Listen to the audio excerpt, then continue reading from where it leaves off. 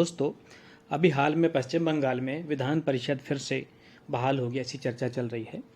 तो ये बहाल होने का तात्पर्य है कि वहाँ विधान परिषद पहले थी।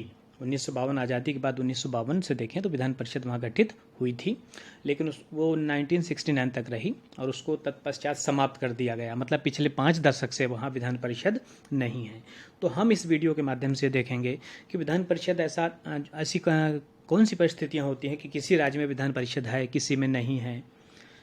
इन विधान परिषद की स्थापना करने का क्या प्रावधान है, संविधान में जो जो प्रोविज़न है विधान परिषद को लेकर, उन सब पर विस्तार से चर्चा करेंगे ताकि इससे संबंधित आने वाले सभी प्रश्नों के उत्तर आप आसानी से दे सकें। तो आइए सबसे पहले हम शुरू यहीं से करते हैं कि बंगाल में चूंकि फिर से परिषद को बहाल करने की बात चल रही है, तो मैं बता दूं कि अभी बंगाल में हाल ही में चुनाव हुए थे और वहाँ ममता बनर्जी जो है सरकार दोबारा गठित हुई है। और अभी हाल ही में 17 मई 2021 को ममता बनर्जी सरकार ने कैबिनेट की बैठक में राज्य में विधान परिषद बनाने को मंजूरी दी है। अब आगे क्या होगा, ये राज्यपाल की संस्तुति के लिए जाएगा। राज्यपाल की मंजूरी के बाद विधानसभा में पारित होगा और तत्पश्चात ये संसद में जाएगा। जब संसद पारित करेगी तब फाइनली उस राज्य में विधान परिषद बनेगी। तो इसको हम विस्तार से देखते हैं। सबसे पहले मैं बता दूं आपको कि वर्तमान में भारत के 6 राज्यों में विधान परिषद काम कर रही है। अब वो कौन कौन से 6 राज्य हैं जिनमें काम कर रही है? उत्तर प्रदेश, बिहार, महाराष्ट्र, आंध्र प्रदेश, तेलंगाना और कर्नाटक। इन 6 राज्यों में इस समय विधान परिषद है। मतलब वहाँ का जो सदन है वो द्विसदनीय है। आगे इसको हम विस्तार में देखेंगे। जम्मू कश्मीर में भी थी पहले अभी तक ये, लेकिन जम्मू कश्मीर पुनर्गठन विधेयक जो 2019 में पारित हुआ, वहाँ पर जम्मू कश्मीर की विधान परिषद को समाप्त कर दिया गया है। और कुछ राज्यों की यदि हम बात करें तो 2020 में मतलब पिछले वर्ष आंध्र प्रदेश की विधानसभा ने विधान परिषद को समाप्त करने के लिए प्रस्ताव पारित करके संसद को भेजा हुआ है। इसी तरीके से राजस्थान, उड़ीसा ने अपने अपने राज्यों में विधान परिषदों के निर्माण के लिए भी अपने प्रस्ताव जो है विधानसभा में पारित करके संसद में भेजा है।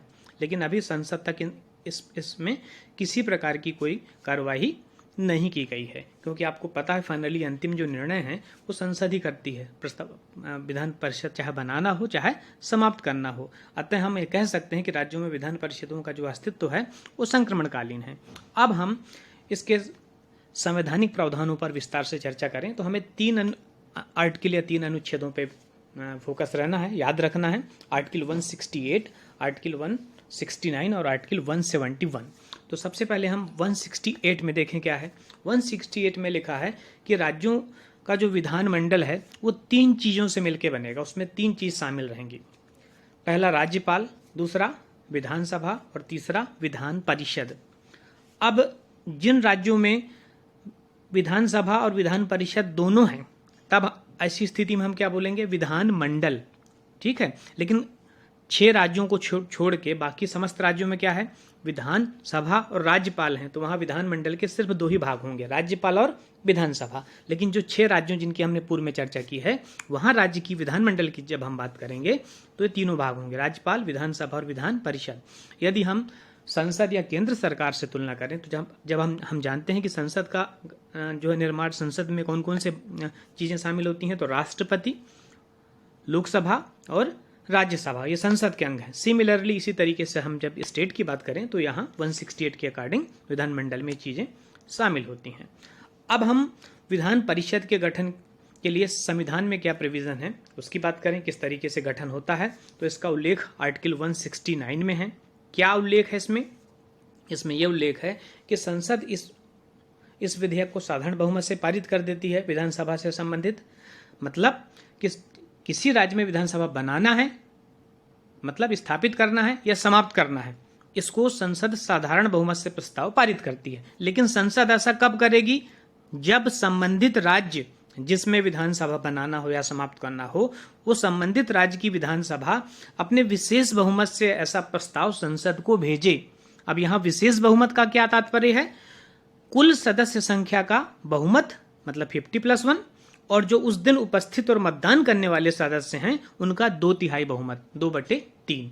इसको हम विशेष बहुमत बोलते हैं। एक बार मैं फिर बता दूं, विशेष बहुमत जब भी आप संविधान में पढ़ेंगे तो इसका मतलब ये होता है कि जो उस सदन की कुल सदस्य संख्या है उसका सामान्य बहुमत हो, मतलब 50+1 हो, लेकिन जो उस दिन उपस्थित हैं और मत करने वाले सदस्य हैं उनका 2/3 बहुमत हो। तो एक बार मैं बताऊं कि यदि विधानसभा इस तरीके से विशेष बहुमत से प्रस्ताव पारित करके भेजती है संसद को, तब संसद इस प्रस्ताव को साधारण बहुमत से पारित करके किसी भी राज्य में विधान परिषद गठित कर सकती है या समाप्त कर सकती है। ये हुई विधान गठन और समाप्ति की बात।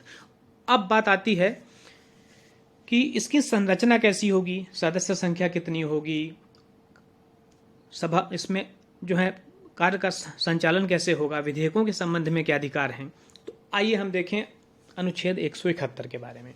171 या 178 में लिखा है कि विधान परिषद की जो है न्यूनतम संख्या 40 होगी और अधिकतम संबंधित राज्य की विधान सभा की कुल सदस्य संख्या का 1/3 होगी।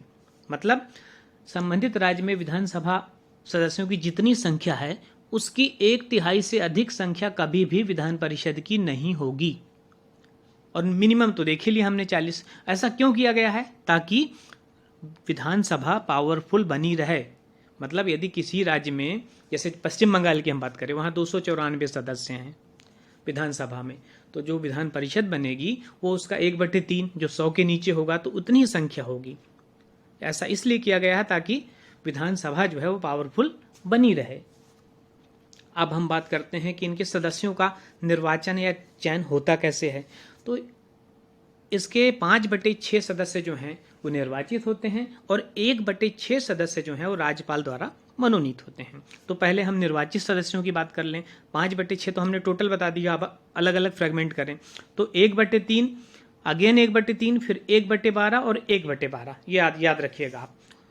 तो 1/3 सदस्य जो हैं वो स्थानीय संस्थाओं के द्वारा, नगर पालिका है, नगर पंचायत है, जिला बोर्ड है या अन्य स्थानीय संस्थाएं हैं, उनके निर्वाचक मंडल द्वारा निर्वाचित होंगे।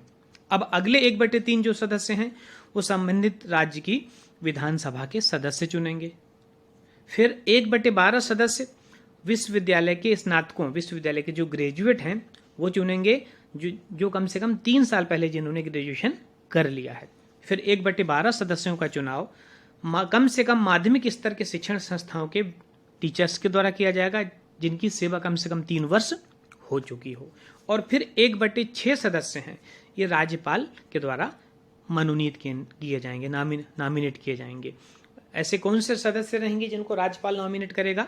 तो राज्यपाल ऐसे सदस्यों को नाम निर्दिष्ट करेंगे जो साहित्य में, विज्ञान में, कला में, समाज सेवा में या फिर सहकारिता आंदोलन में जिनको विशेष ज्ञान हो, विशेष जानकारी हो। जब हम राज्य सभा में देखते हैं कि राष्ट्रपति वहां भी 12 सदस्यों को मनोनीत करते हैं, लेकिन वहां क्या होता है, विज्ञान, साहित्य, कला, समाज सेवा होता है, सहकारिता वाला पॉइंट नहीं है। यह अंतर आप याद रखिएगा।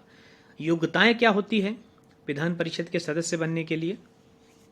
भारत का नागरिक हो, उम्र सीमा कम से कम 30 वर्ष हो और संबंधित राज्य, जिस राज्य में विधान परिषद गठित होना है वहां की विधानसभा के किसी भी निर्वाचन क्षेत्र में मतदाता हो, मतलब उस राज्य का निवासी होना जरूरी है।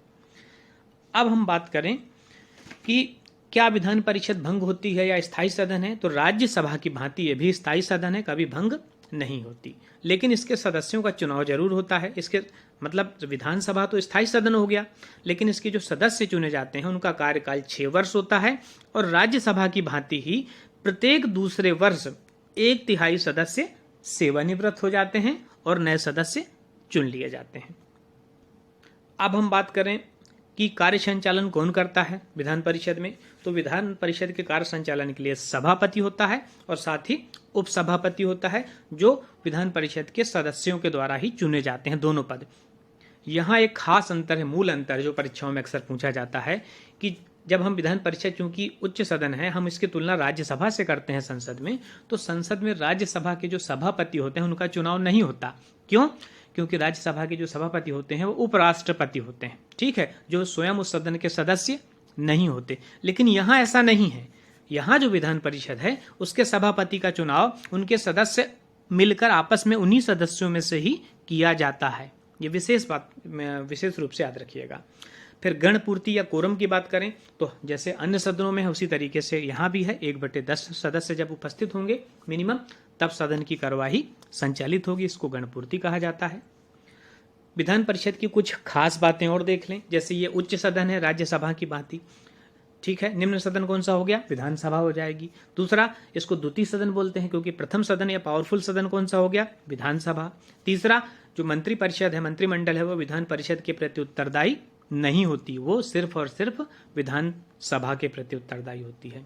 चौथा, राष्ट्रपति का जब चुनाव होता है उसमें हम निर्वाचक मंडल की बात करते हैं तो विधानसभा के सदस्य तो भाग लेते हैं लेकिन विधान परिषद के सदस्य भाग नहीं लेते। और जो धन विधेयक है, मनी बिल, वो सिर्फ विधानसभा में ही प्रस्तुत किया जा सकता है, विधान परिषद में नहीं। इस प्रकार से हम देख रहे हैं कि इसकी शक्तियां काफी कम हैं विधान परिषद की शक्तियों के बारे में। अब हम तुलना और करें राज्यसभा और विधान परिषद की, इस विशेष रूप से साधारण विधेयक और धन विधेयकों के संबंध में। तो आइए सबसे पहले हम साधारण विधेयक देखें।